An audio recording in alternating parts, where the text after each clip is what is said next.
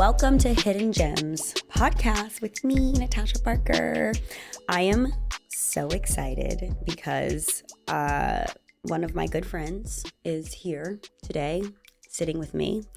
We both have a very crazy Aries energy, and she is a powerhouse in herself. She is young and thriving and doing all the things. But when we first met, we had a little bit of a I don't know. I think we had like a spiritual awakening when we first met. And I'm really, really excited to introduce Serena SFK Kerrigan to Hi, Queen. Hidden Gems. Thanks so much for having me. I'm so proud of you. I know that this has been a labor of love and hard work, and it's just great to see it in action. Yeah. Well, we talked about me having a podcast a year ago.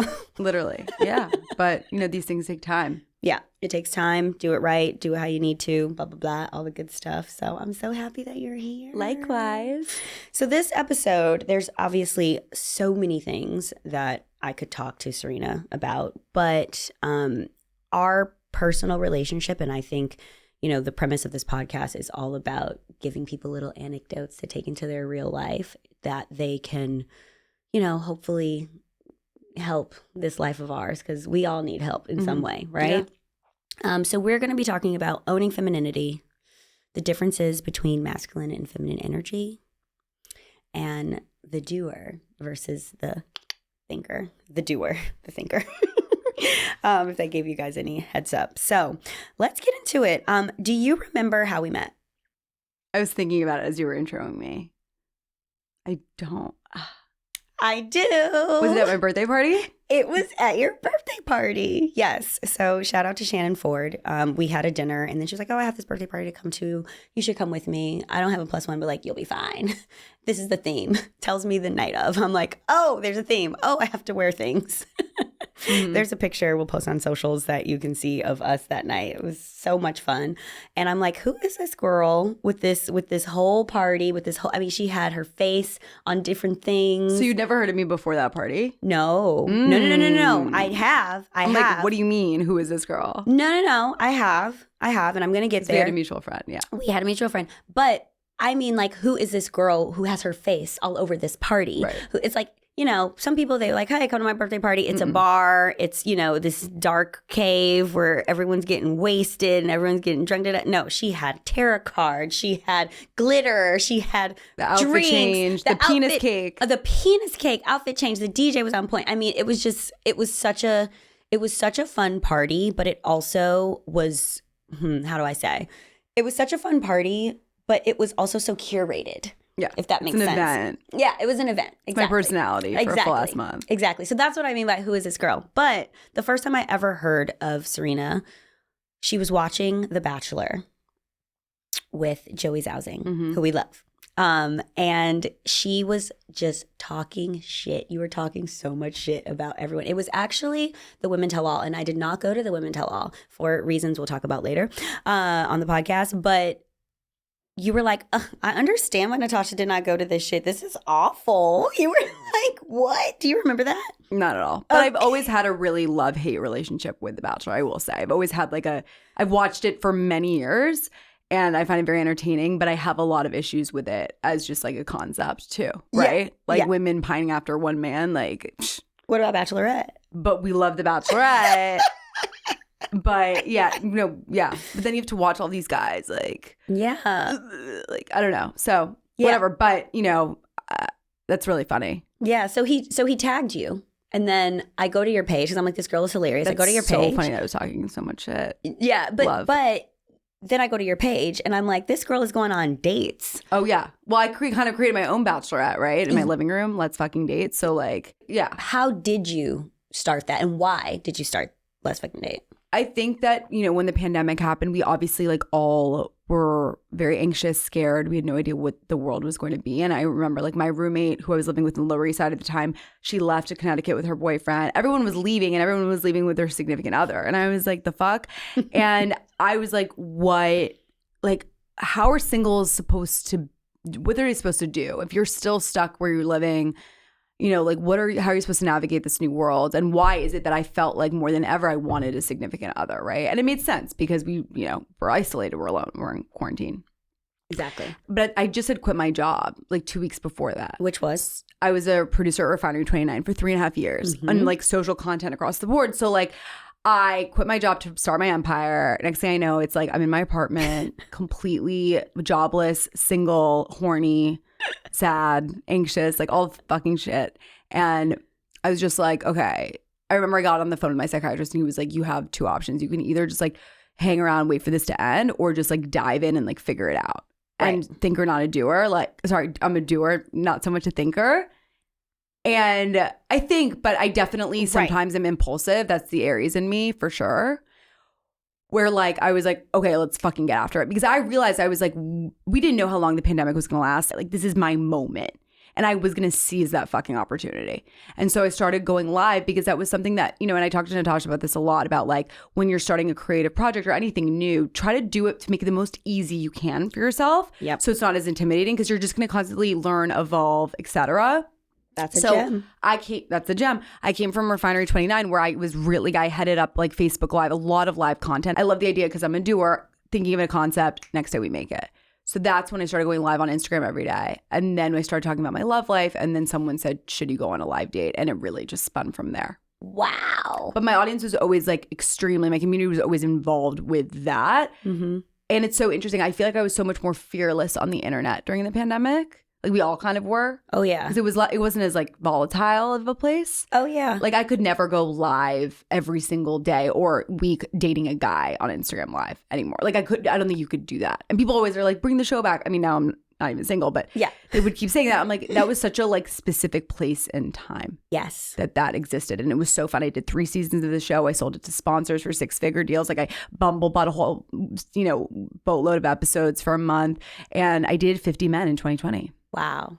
When you met these 50 men, was there any that you actually were like, wait, I know that there was one that you dated, right? Yeah. But I mean, in general, was your mindset, because on The Bachelor, people say things like, oh, you know, here for the right reasons is always a theme. Right. So some people, it's like, were you really just doing this for the entertainment value? Or were you like, wait, I actually could maybe meet Bae on So when it first started, it was legit. Like it was like, because people were like, first, because it wasn't, a lot of people were agreeing to be on it, maybe and maybe they wouldn't now, but they would have agreed to be on it because like we thought the world was ending. We literally people were in like, our apartments for the plot, like legit, like let's see what's gonna happen, YOLO. So people were stuck at home. They were bored. So I think in the beginning, a lot more men, and I still am friends with them. I actually made so many male friends from that show. And it's funny because I do have difficulty doing that, but like I did make a couple. But yeah, there was definitely guys in season 1 that like I ended up going on dates with, whatever, but then, and hooking up with. But then season 2 was really hard because season 2, it was like, I think it was like either you were gay or you were promoting something or like what the fuck, like I don't know. It was just like season 2 was. It wasn't as authentic at all, and it was like very obvious to me because people were like, the guy would be like, "Yeah, like do you like music? Like here's my mixtape." I was like, "No," and my audience would be fuming because they'd be like, "You're not allowed to promote something on her show." So that was tough. And then I did a season 3, which was cool because I let the audience vote on the winner, and then they picked this guy who like I did fall for. Wow. And then he ended up going on Too Hot to Handle on Netflix. Right. Yep. I know that whole story. Mm-hmm. So that ended. I know that whole story. Pretty quick. But Let's Fucking Date was great because I dated guys blind. I did not know anything about them. I would go onto the Instagram Live and then the guy would like show up and the username and I would accept him in. And that was on purpose. I did not want to go in with any idea of who that person was because I think that when you go in these preconceived notions on the apps and everything, you have this idea built up. Either you idealize them or you think they're gross and ugly or whatever.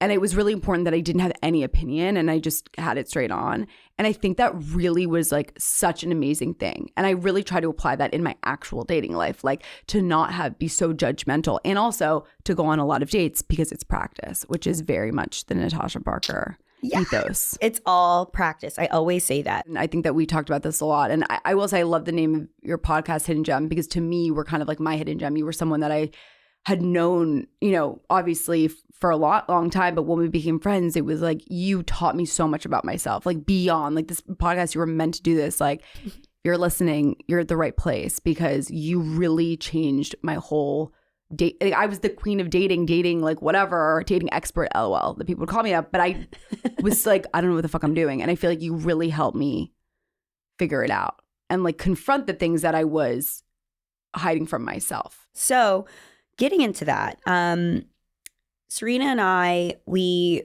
met, and for, I have a lot of female listeners. She was like, after her party, I was like, oh my God, so much fun. Thanks so much. I hope you had the best time. She's like, yeah, let's hang out. We didn't. Then I followed up, hey, let's hang out. And we just hung out. And then we just clicked when we hung out. And I remember at a moment just in our friendship, we would go out, we have mutual friends, we had a girl gang, Fashion Week, pop it up, Shannon Ford too, like before she got wifey, like literally though. Yeah. That was a great fun. moment. So in fun. Time. So fun. And then I remember Shannon got wifeyed. A bunch of people started getting wifeyed up. And you were like, you came to me one day and you were like, Natasha, so many people are in relationships. I keep going on these dates. I keep meeting these people. What's going on? Is there something wrong with me? Like what's happening? And I was like, girl, there is nothing wrong with you. But what are you looking for? Mm-hmm. If you're looking for a masculine man to take control, we gotta put your legs up. We gotta chill out. We can't have these things in place before we even meet someone. We have to receive. We have to flow. We have to, right?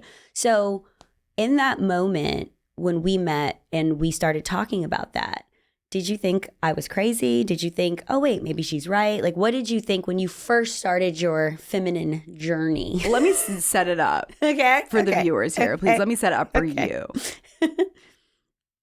Natasha, Shannon, and I go to brunch together. And after brunch, we're walking around Soho. And then we go to another place.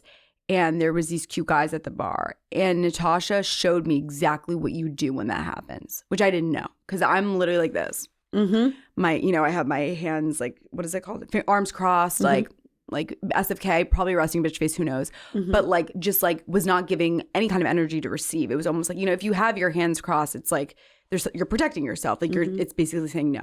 Mm-hmm. So you had your arms uncrossed, you had your belly button like pointed towards them, and you were smiling, you were drinking, you were engaged with us, but you let them know and you gave him a look, and then you looked down, and then you look back at us and you were giggling, whatever. And the way that I saw him approach us, and you literally were like, I was like, are you going to go talk to him? You're like, absolutely not. Like, he's going to come. And I was like, is he? And then he walks over, and then you guys went on a date. And I was like, bitch. And in my mind blew because I was like, and I remember feeling uncomfortable when he came over because I didn't know how to act either. Like, I didn't know, what do you say? What does it mean to be in your feminine? Mm-hmm. And then we walked down the street in Soho and you're like, I'm going to teach you. And you literally just like showed me like how to smile at men. Yeah. Because like, that's just like, they should approach you. But if you give them this kind of like nod, you drop a handkerchief, you just like, it's that vibe of like, smiling. And then, and I remember feeling so embarrassed when I first did it. Like I couldn't do it. My face was hot. Like, and then when you left me, like there was another guy that stopped you in the middle of the street too. Like guys were just stopping because it's true in New York City, especially, no one does that. Yep. And then I started doing it myself. And I remember one guy like legit stopped, like actually like, because I was with my AirPods, like boom, boom, boom. But you also told me, take your AirPods out. Yep. This is Serena walking down the street in New York City because she's a boss bitch. She's doing her thing, but she's just like, how do you see him? How do you see him? How do you see anything? Why would anyone approach someone doing this? Why? Yeah. Why would someone do that? But when you are walking down the street, this is your time. This is your moment. You don't have to be on your phone. You're going somewhere to go sit and be on your phone. Mm-hmm. Pretty much, right? That's so true. So it's like this, like, we live in New York City. There's so many faces. There's so many people. There's so many things. There's so much happening. We are so blessed to live in this place. Walk down the street, walk down the street and make eye contact, not just with men, with anyone. Yeah. Right. And now I say that to say, if you are not from New York City, I've been here for 9 years. You've been here all your life. If you're not from New York City, do not make eye contact. There are a lot of crazy people here. There are a lot So of crazy true. people. Do not make eye contact with people because then who knows what happens. Right. But if you are in your neighborhood and you're seeing familiar faces or you're like, oh my God, that guy's cute, whatever, make eye contact, smile, be open, be air, be light. And that is all about having femininity. Yeah. And for our listeners, we're going to go back to that, but I do want to talk about, just so people hear the differences, I made a list of different things that is feminine versus masculine, because we are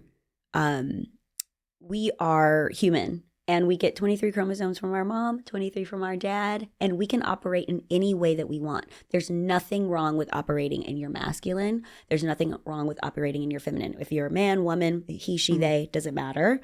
But when you are trying to attract something into your life, just like you're trying to build a business, you gotta be very direct, very disciplined, very, very masculine energy.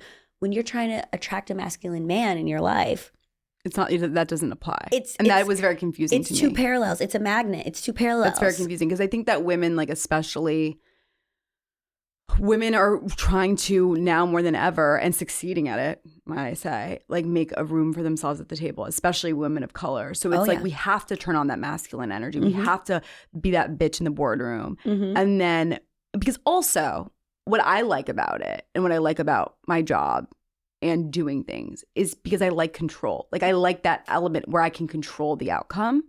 So it's like I can do a photo shoot. I can make a card game. I can like, like I like doing, because then I have agency over my life. Right. When it comes to meeting someone, you literally have to let go. You have to let go. And that is terrifying, to not have control. Yes. And to not be like if the guy's like, where should we go out to dinner? And you're like, here's a restaurant, here's a restaurant, here's a restaurant. We know that story. Yeah. But like we can tell it. But it's like, it's like, no, like I want a man who's going to plan the fucking meal. Because guess what? I was working all day. And like that's the kind of man that I want to make decisions, in that moment. Yeah. And, but it's really hard. But it's like, even having this conversation, I talked about it with you so much. And like, I listened to podcasts that you recommended me, books I read, whatever. And it's like, I didn't even really realize, and there's some women that don't want a masculine man. 100%. And we've talked about that too. And that's why I'm saying I don't want anyone to hear this and be like, oh, girl, whatever. It's when my friends or someone comes to me and says, I'm looking for this and I'm getting this. Or I'm looking for a man to take control, to make dates, to make plans, but I keep getting these guys, they don't know what they want to do. They keep doing, they're so like in their head, or they're not making a plan. I'm like, girl, we can't deal with that. No. So feminine traits, in flow, goes with the flow, light, airy, free-spirited, unbothered, passive, dependent, emotional, collaborative, vulnerable, nurturing, accepting, creative, and caring. Masculine traits, independent, competitive, strong, dominant, control. We said that. Self-confident, rebellious, logical, analytical, ambitious, assertive, innovative, straightforward, arrogant, and aggressive. So the thing about this in the beginning, what I struggled with was I was like, I'm a baddie. Like, I'm confident. I'm a feminist. Like, I reject being passive. Like, I'm passive for a man. Like, I'm just like a damsel in distress. Like, I hated that. It went against my personality type. Yeah. However, like, and I feel like I can say this too now because I'm in a relationship where I am with a masculine man.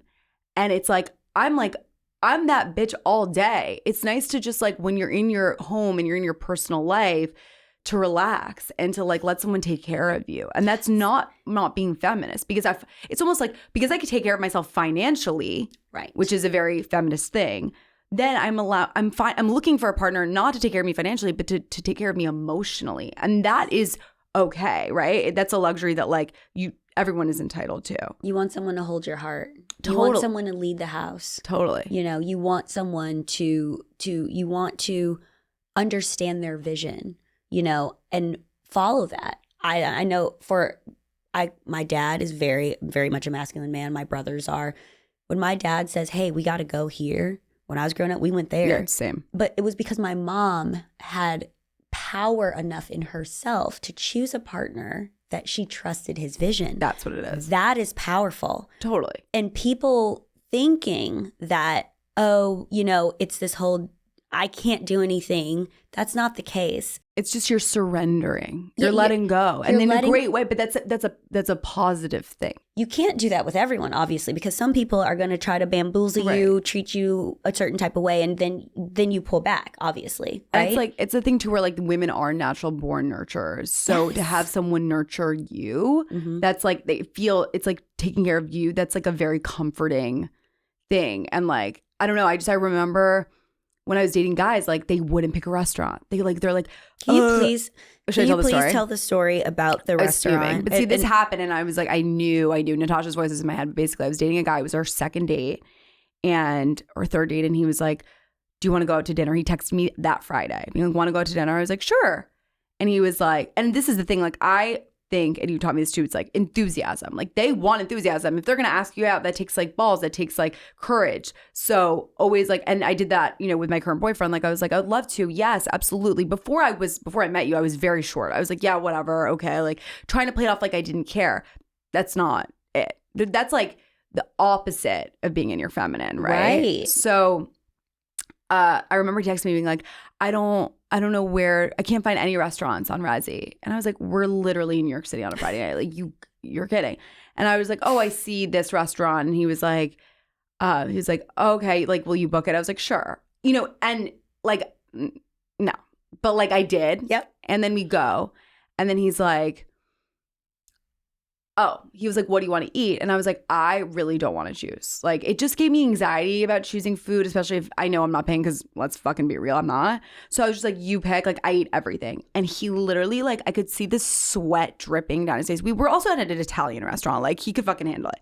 And he was like, please, like, help me pick an appetizer. I was like, okay, I'll help you pick an appetizer. And he was like, I already made the reservation, but sure, I'll do that too. And then he was like, but not the caviar, too expensive. And I was just like, I wasn't going to pick the caviar. Dry. No, pussy. The moment no, a man... the sex was... No, but the moment the man says too expensive, dry. At least, sir, say, oh, I don't like caviar. I don't order that. I don't like it. Up. Yeah, exactly. That's why I was like, okay. And then... What?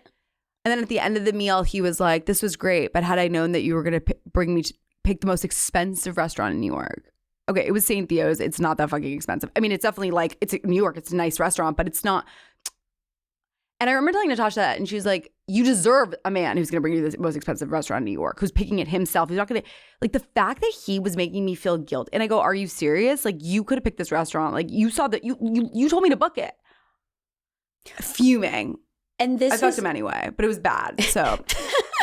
But this is why we, at least for me in the first, I don't know, maybe 4 dates, I always let the man pick. Yes. I always let him pick because, one, we're not going to fall into this, oh, it's too expensive thing. But also, I told Serena this, St. Theo's is somewhere she goes literally every weekend, at the time or whatever, right? She goes there every weekend. She will go there with her friends, with her girlfriends. Imagine dating someone that you have to not go to a place because he thinks it's too expensive. And I just think there are different levels in life, and you want to date someone that understands levels. I think women can date men who they make more money than, but then you should definitely say, oh my God, I made a cute picnic for us. Like, let's go here. Let's 100%. Do this. I don't think it's about taking me to the nicest restaurant. It's about having a plan, being having a plan, like being like, and I think, yes.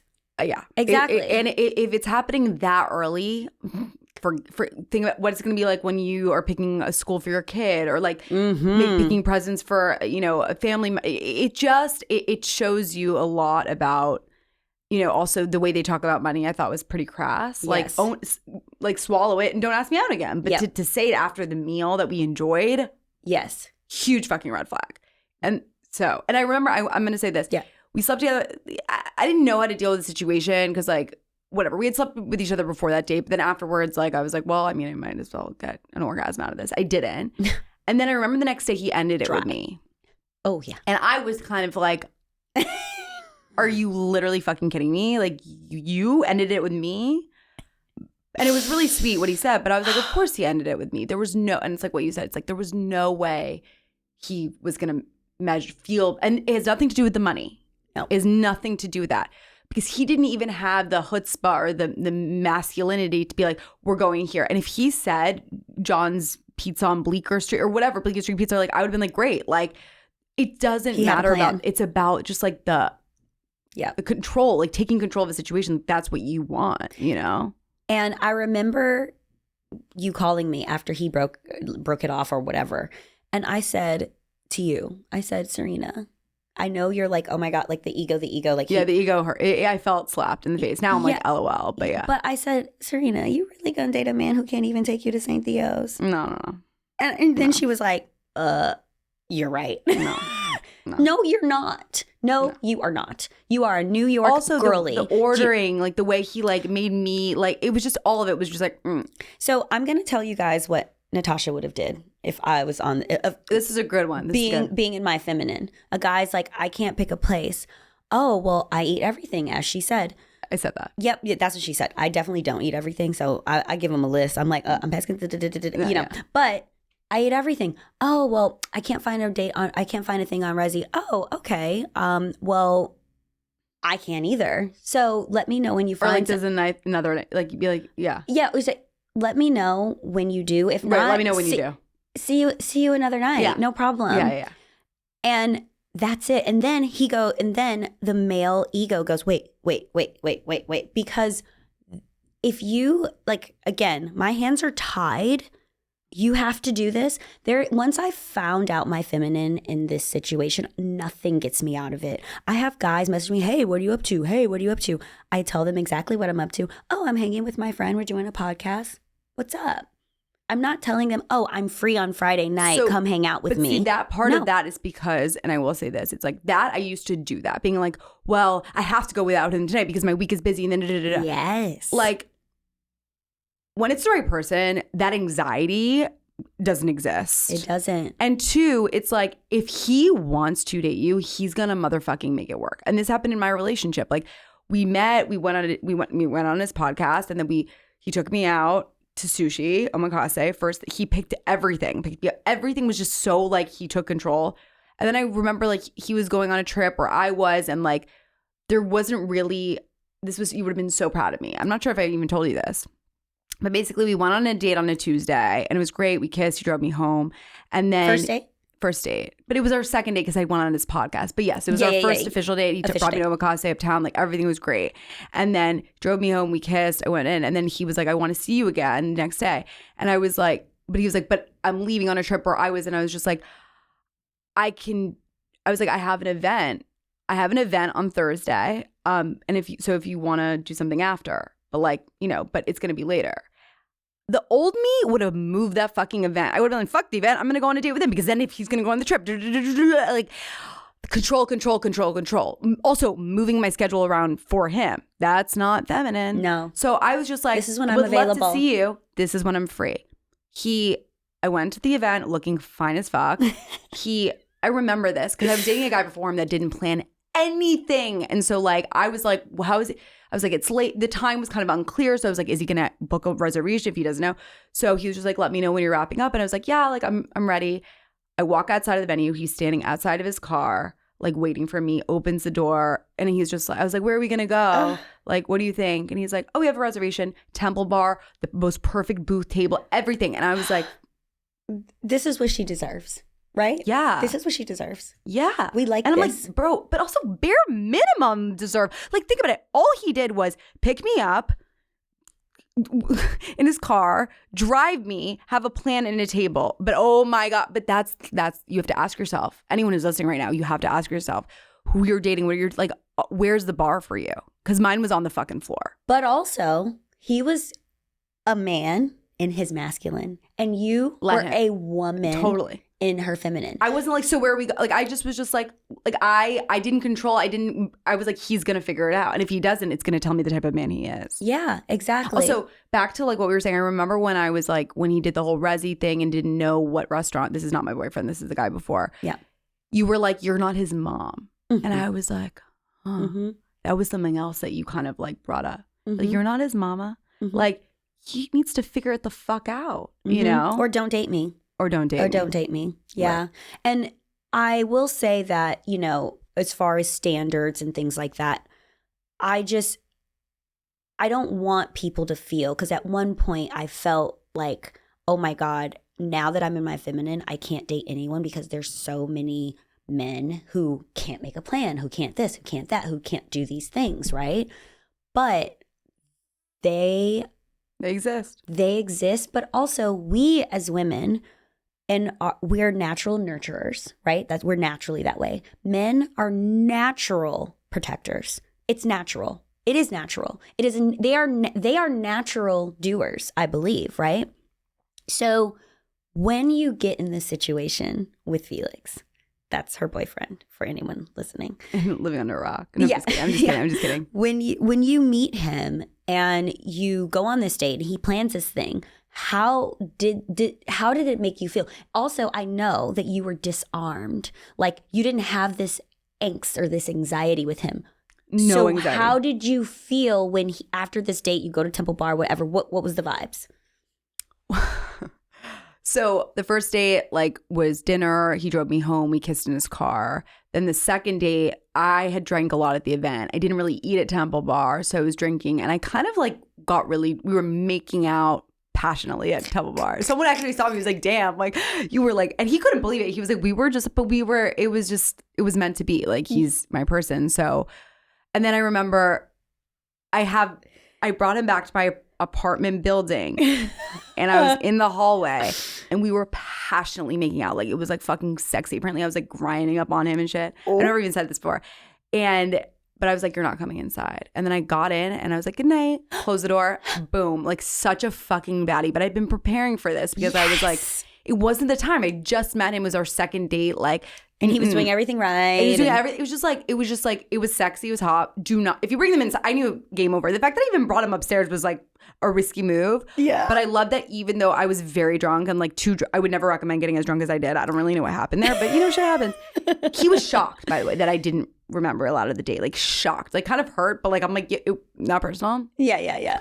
But then, you know, I'm glad that I waited. And then I actually went on a trip with a brand, and they obviously provided a car service when I got back home, like from the airport home. And he was like, asked him to cancel, like, I'm picking you up at the airport in New York City. He's picking you up at the fucking airport. JFK. No. Yeah. Not JFK. I'm pretty sure it was JFK. And then he drove me to Brooklyn. We had lunch. And then we ended up, this is kind of crazy, but he ended up like spontaneously like taking me somewhere else. It was just amazing. And it was so, but here's what I'll say. Those 3 dates, way more than that. Maybe the first month of dating, 2 months. Like, he was in control. Like, he was like, I'm picking you up. This is where we're going. Then afterwards, we went somewhere else. And it's just like, he was looking on his phone. He's like, okay, I'll tell the story. And but can I just say really quick? But also, you let him. I let him. Because there were so many. Think about it. Babe, it's free. Why would I cancel the car? No, I'm going to be, I'll see you later. Also, I could have been like, I'm going to be gross after the airplane. Yeah. Whatever, right? He wants to pick me up. You let that man pick you up. And I literally was like, they provide a car. That's crazy. But I was like, no, like, this is something he wants to do. You gotta let him do it. Yeah. So afterwards, he like takes me to this brunch. And then after that, I had like a dinner and he was like, cancel it. And I was like, like they were going to give me 6 months of Equinox for free. Literally. Yeah. And I was like, like, are you sure? He's like, 6 months, you deserve a year. Cancel the dinner. And I was like, this better be fucking worth it. Yeah. And I was like, what are we going to do? He's like, do you want to do something spontaneous? I was like, yeah. But I was like, but I need to go home and shower. Like, I just was on a plane. We had lunch. Like, and he was like, great. I'm going to drive you back to your apartment while you like get ready. I'm going to find our next activity for the night. And I go, okay. See, so exciting. That masculine energy, Serena would have been like, where are we going to go? What are we, which I like, yeah. I weighing the options. And it was one of the best nights of my life. It's like basically, that was like solidified it for me that I was starting to fall in love with him. And like, it was just like so much of my mom said to me, my mom, my family, my friends, they all have noticed that I've gotten so much softer in this relationship. Mm-hmm. And that like, when I went to Thanksgiving, we went Felix's mom, my mom, and the four of us. And my mom goes, you just see, you're so feminine. Like you're just you're just so like relaxed. Mm-hmm. And that's what you taught me. Like being in your feminine means you can like kick your feet back up and relax and like let a man come and prove his worth to you, because you are a motherfucking prize, and prizes don't chase winners. And that's on period. And it, like, that's what it is. And back to what you were saying when you were like, I'm scared that I'm in my feminine, and like, I'm like, where are the masculine men? Like, you start to realize, it's like, I'm going to say this. And I talk about this to my followers because it's like, you get what you think you deserve. So when you open it up to people, like, you know, it's the same where like the guy was like, there's nothing on Resi, I don't know like where to go. And I was like, okay, like here, instead of putting a boundary and being like, not my fucking problem. The more you put boundaries, then you'll actually attract what you want. But if you're just gonna like, but if you are in your scarcity mindset, you think that there's no guy out there for you, then you're gonna start putting up with things that you don't deserve, and you're gonna settle because you don't think that there possibly could be someone out there for you that is fulfilling all these qualities you want. And what I'm here to say is like, bullshit. Like, you manifest what you want in your life. And like, but it's about like really being clear, and like, you helped me get so clear in like what I wanted, you know? So I do want to go back to what happens mentally as a woman first before you know, maybe manifest that relationship or that person or things like that. There is a mindset, there is a power, there is a control that you have to surrender and release, but you have to work on knowing what you deserve. And I'm going to do a whole podcast about manifesting, but the gem in manifesting and the key to manifesting, if someone told you, hey, Serena, your name's not Serena, you know, your name's actually Tiffany, you'd be like, no, it's not. It's Serena. I've been Serena my whole life. So you have to think that when it comes to your person, to your job, to your I knew I was going to have a podcast. I knew it. I didn't know when, you know, but I knew it was going to happen. I just knew it. I knew it like I knew my name. I know it like I'm going to be at the Met Gala. Yeah, exactly. You have to know. I am. And I'm going to win an Oscar. And I knew it like I was going to be on the Forbes 30 under 30 list. I fucking knew it. Knew it. This is what manifesting is. Yeah. So when we get into these relationships and we're meeting these men who can't make a plan, who can't this and can't that, you do start to think like, oh my God, like, am I ever going to get married? Am I ever going to have this? Am I ever going to have that? Am I ever going to do these things? And you have to know that I am working on myself. I know I am a prize. I know that I am worthy. I know that what I want is not so outlandish and crazy, because that's me. I mean, I do have a certain standard. I don't want to say high standards, but I have a certain standard of how I want to be treated. I'm a product of my environment, my father, my brothers. Like, I have a lot of men in my life who are amazing, and they treat me like a princess. They treat me like gold. And every man that I've ever dated who was my boyfriend has treated me that way. And it is rare, I think, for certain people. And for me, I don't meet people all the time that I'm just like, oh, he gets it, I want to date him. Of course. You know what I mean? It's not like a big thing. I mean, it's not a thing that happens on occasion. But I'll go somewhere and I'll meet someone, and it might not be the person, but they do every single thing that I'm looking for, just like him. He's like, hey, I'm going to come pick you up. They do these things, and you're like, oh, wait, it does exist. It does exist. So you have to hold on to that. But first, you have to know what you deserve and also what you're looking for. I know that we know people who operate in their masculine energy as women. They do everything. They want to plan the trips. They want to plan the vacation. They want to plan everything. And that's totally fine. And I want to say that to everyone. Like, it works for some people. If it works for you and that's what you want to do, absolutely. Also, I know men who are like, I work so crazy. I have so much going on. I want a woman to come in and be like, we're going here, we're doing this, we're doing that. Let's go. You know, so it's all about what works for you. You could look at Serena and say, oh, she has all this stuff figured out work-wise. But I think in life, no one has it all figured out. So sometimes a relationship or through men or through people, like for me, I'm always learning so much about myself through my friendships and the men that I date. My job has always been boom, boom, boom, boom, boom. We're doing this. Like it's going, it's moving, it's shaking, right? But then how I learn, and I think how God teaches me things, he'll put a person in my life that will knock me on my ass or wake me up or, you know, give me the love that I need or whatever. So for us, I think in relationships with people and in friendships and men, that's kind of how we kind of learn so much. So when you were going through this process, this personal process. I know you have a therapist that you speak with. What did you think was like a turning point? Did you have a turning point with like a guy that you went on a date with and you were like, I'm not dating this guy, or anything? There was a turning point where you're like, whoa, I am a femme.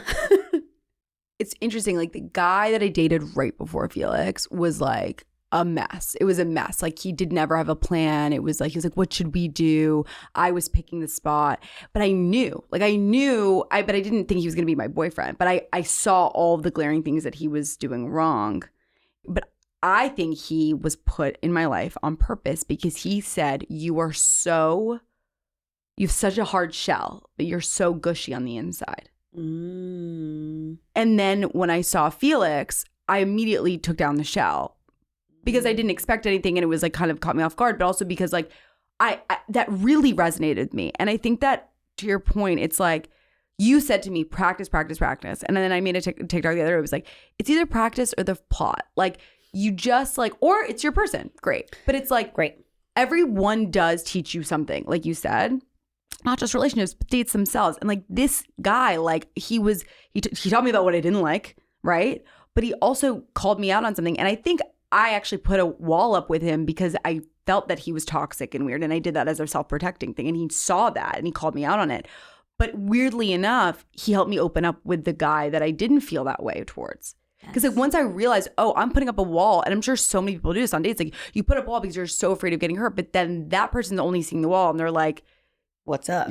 What's up? He called it out. He's actually not the only person that called it out. I was dating someone else who was just like, you're so like a guy actually said, he was just like, you're so like hard. And like I was like, damn, like, whoa. First of all, interesting that I'm starting to date men that say that to me. Yeah. Right? What does that say about them? But also I didn't realize how hard I was. And so it's like, I don't know. Like, I think that just like, these things take time. Like I remember like when you started to give me all your wisdom and hidden gems, like it clicked, but I didn't see it in practice. But I think it's like the first step to change is realizing that there's a problem, and then seeing, maybe not having the solution, but like being able to visualize and see the patterns. And I was like, there's patterns here. Oh my God, people are saying I'm hard. Like, oh, that's interesting.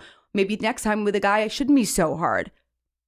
But the hardness was just like fear thing. It was an anxious thing. And that, it's just like, that's actually something that I think that I started to do before I met Felix, was like, when I felt that anxiety, stop. Just let it go. Stop. It's just stop trying to make it. But he's so, no. If you feel that anxiety in the beginning, it's next. Yep. And this is your person, your protector. That's the last person you need to be second guessing yourself with. Like I've never protector. Oof. Your protector, right? It's like, I've never hit a single thing from Felix. Like I really like haven't, like ever. And by the way, I've never gotten a Felix text. No. I've never gotten a screenshot. Literally never once. Never got a screenshot. Girl, I don't know what to do. No. You didn't have to feel that way because he took control. And also, I think it's very telling. And you can't tell the man to do this, obviously, but it's very telling when you go on a date with a guy and he's like, when can I see you again? When can I see you again? And he's trying to plan the next thing. And he told me, he was like, something that I really liked that you did, which other women didn't do, was like, you were enthusiastic. You're like, yeah, I'd love to. Yes. Like, you see, I didn't do that before, though. I was hard as fuck. And I was like, whatever. Like, that is very important to give them something to work with. Yeah. Like, that isn't a sign of you caring too much, quote. But also, so what if you care a lot? Great. You then should you're gonna care know, a lot. You should care. And also, it's like, if they don't care, like, I think we just have become so afraid of rejection. Like, we're so afraid of rejection that it's like, we can't put ourselves out there. We can't be enthusiastic. We can't try. And it's just like, rejection is always going to redirect you to something better. Always does. Yep. Always. Yep. It will. And we can't be afraid of that. I think that's very important. I want to tell people, if you're working on your femininity, there are things to be very intentional about. And I think I'd tell you that. Like, you have to be intentional about the way you talk, about the way you walk, about the way you dress, even the way you stand, the way that you present yourself to the world. In mindfulness practices, we talk about when you walk out of your house, imagine you are walking on a cloud. You wouldn't stomp on a cloud, you fall. The cloud is a great one. Delicate. You glide. You know, if you're listening to this, get up, walk on a cloud. Walk on a cloud. Soft girl right era, now. Baby. Yes. just that is how you, if you want to work on your femininity, this is something that I did. You know, I read lots of books, listened to lots of podcasts, you know, so many different things. And I believe that I am put in the world to go through a lot of stuff, to then process it, learn it. I'm the thinker, and then give the gems to other people. And that's hence why we're here, but also the people in my life. And I love them and I want to help them and I want to see them succeed. And I want the universe, God wants what you want. Mm-hmm. So if you want a masculine man, you can have that. Yeah, you got it. You can have that for sure. But also, what are you putting out into the world to repel that or attract that? And I think that goes for anything in the world. So I'm going to ask you, who, as a woman now, who is your muse? Who do you admire? Like when you think of like the most feminine or awesome woman, like who is that? Myself. Yourself. But who do I admire? I mean, I admire Beyonce. Mm-hmm. She's number one. Mm-hmm. I think I really do admire Taylor Swift. I do. Yeah. Everything she's accomplished. I think it's very interesting that we're talking about this because you see a woman who's a fucking billionaire and she's with the football star. You see he's opening doors for her. He's in his masculine. Yes. And she gets to be in her feminine. And you see her running, jumping, grabbing his neck. She's like, you know, like, she's yeah, so happy. And that's such a great, like, it's so funny. Like, that is such a great relationship to show where two people are in that kind of binary. These are questions you ask yourself when you're trying to go into your feminine. So true. Like I remember we would play that game. Yep. We would like go through celebrities and be like, who is it? Like J-Lo. Yep. Who's the most desirable woman that you either know or famous person that you would be like, wow. I think Lori Harvey is like desire. Feminine energy. Desire. Yes. Like I desire Lori Harvey. Like hit me up, girl. Like, yes. Obsessed with her. Yes. I think of her. I think when I think desire. Mm-hmm, mm-hmm. So if you're working on your feminine energy and you don't know where to start, you feel stuck with that. What do they look like? How do they dress? What do they do? How do they carry themselves? You know, I'll share for me. Yeah. If Beyonce, Victoria Beckham, Rihanna, Audrey Hepburn, and Catherine Zeta-Jones had a baby, hello. Yeah, I like that. I like that. Like that. Like I look at how dainty Audrey Hepburn is. I look at how powerhouse and I don't give a F Rihanna is. Rihanna's a great one. She's amazing. Like she's my Rihanna, please come on my podcast. Yeah. We're manifesting that. Love her so much because she's so sexy. Yeah. She's wearing a full-blown workout outfit. Yeah. Sexy, alluring. That's, I think, the best word to say. Victoria Beckham, if I could have anyone's closet, it would be Victoria Beckham's. I'm obsessed with her. I think she's so classy. I think that the way that she dresses, the way she carries herself, she's never like naked. Love. But she can also, this is also a Victoria Beckham turtleneck and sweater situation. She always does that and she does it so well. Catherine Zeta-Jones, I mean. Yeah. Batty. I can't. You know, she's with an older man. She said, I'm going to own that. Love her. And then Queen Bee. Bee is she just eloquently lives. That is the art of eloquently living, in my opinion, right? So I look at these people. What do they do? And how do they dress? And how do they appeal? And what is their appearance to people? I did a whole podcast about me and my HBO days and like working in production. And yeah, I was that person on my phone and my two phones and like going crazy. And I was not so desirable in that way because I was always tired. I was always complaining about everything. That's not hot. That's not cute. You know, I come home, I'm talking to my boyfriend. Again, why I needed to meet him. He said, you know, you work so much harder than I do. And I make so much more money than you. And I was like, yeah. And I think it's very important to have that perspective and understand, I'm not in my feminine. I hate life right now. And we don't have to necessarily hate life in these types of situations. Get to Lulu about your future self. I started to talk to her. Talk to that person. What does she look like? What does she wear? Who are her friends? Who does she hang out with? Who are the people? And I will say that having you as a friend, you're a helpful person. And I think there's a stigma that women can't help each other and women, you know, are always in competition and blah, blah, blah. But when you know that you're connected to something, and I think that you have a vision, you have goals, you have dreams that are independently to you, you become this vessel and like you're so helpful. I know that I can call you about this, that, whatever, and vice versa. Likewise. Right? Mm-hmm. And I had another show and we were talking about when you start doing work on yourself and you start living in your best life, you start seeing how, oh, this person was only in my life because I was a fucking mess. Right. Bye, girl. Mm-hmm. Bye, guy. Mm-hmm. And that's okay. Mm-hmm. And now that you have had this transformation for yourself, has that happened to you? Have you had to say goodbye or set back some boundaries and not be friends with certain people or cut people off? Definitely. I think that, you know, when you get into a relationship too, like you prioritize your time differently, obviously. But, you know, when you start to have a different kind of sense of time and priority, you see kind of just, it's not that I had to cut anyone off. It's just like, I didn't want to make as much of an effort. And then they weren't making an effort. And I was like, great, we're both not making an effort. You know what I mean? I think like that's just you, and you realize like, were they my party friend that would go out, and or they were like my like true like sister. You know, the people that you should surround yourself with are the ones that make you a better person, and you do. Yeah. Fully. Yeah, make you a better person, but also accept where you're going. Totally. So I love seeing you from when I first met you to now, and just your energy and your happiness in your relationship. If you have any advice for our listeners, if they're just now starting out on this either feminine journey or self-acceptance journey, what would you say is very important or the most important thing, maybe? I think writing down the qualities you want in your partner is really important. Mm-hmm.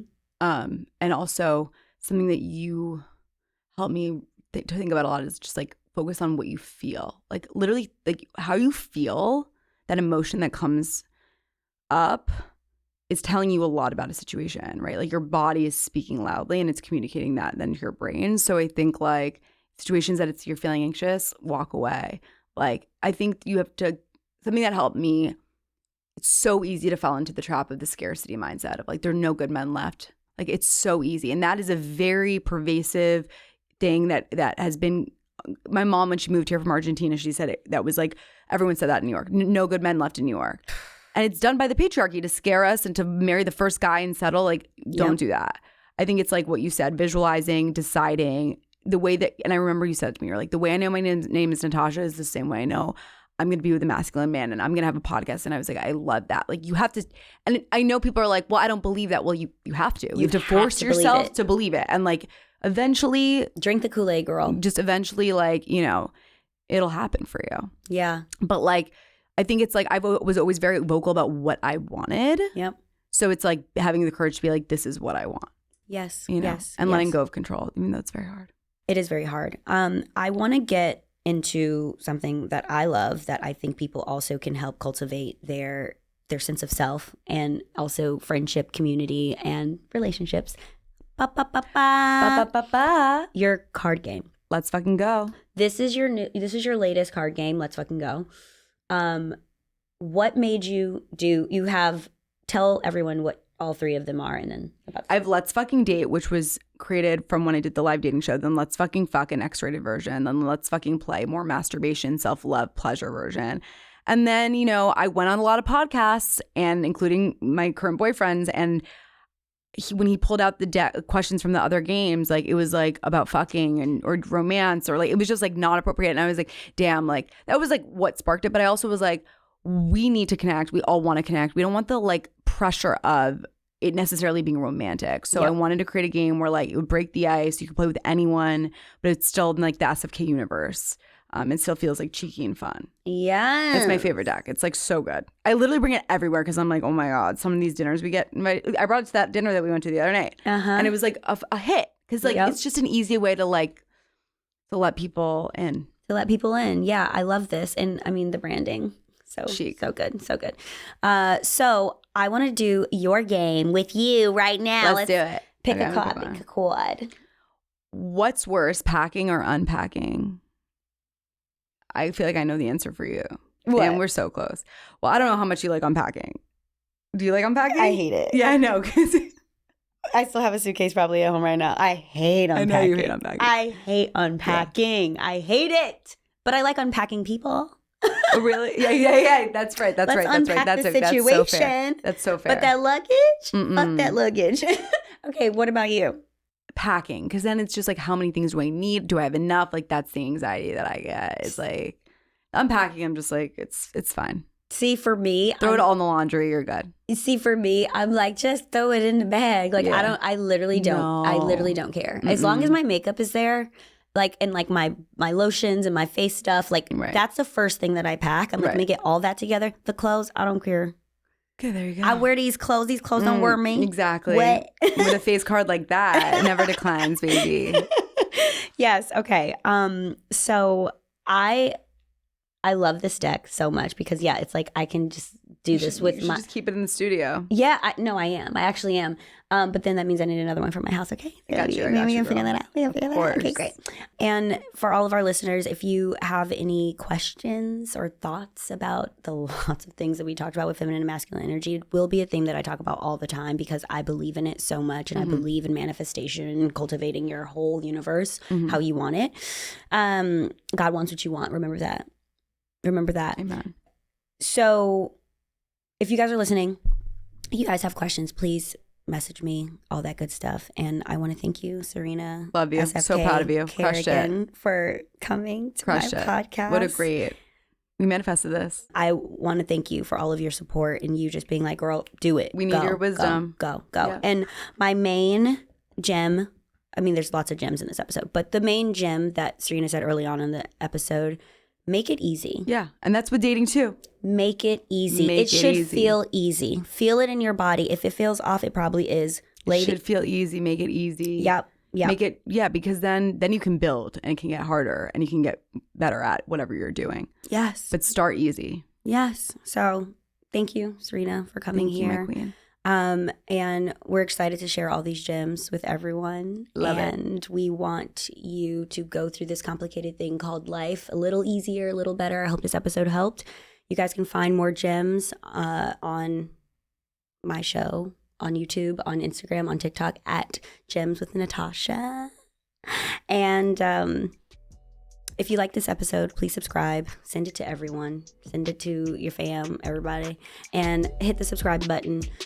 Spotify, Apple, all the podcasts, wherever you guys are listening. We will see you guys next week. Thank you so much. Bye. Thanks for listening to Hidden Gems with me, your host, Natasha Parker. Don't forget to rate, review, and subscribe. It really helps grow our budding community.